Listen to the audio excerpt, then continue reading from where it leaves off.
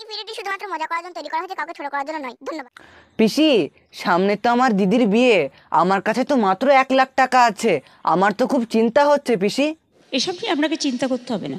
তা পিসি, আমাকে বিয়েটা তো ধার বাকি করে দিতে হবে। ধার বাকি করি না কিন্তু। এত কম টাকায় তোর বিয়ে হবে না।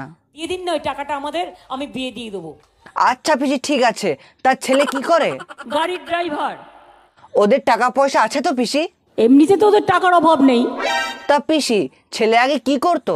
তারা নাকি জমিদারি করতেন। তা পিসি, ছেলের বাবা আগে কি করতেন? তারা নাকি চা বেচে খেতেন।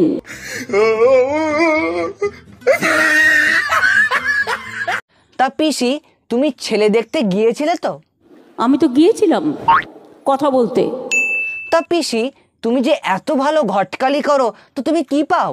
গালাগালিও খাচ্ছি, কি আর করা যাবে, সবটাই ভাগ্য। সঠিক বলেছেন।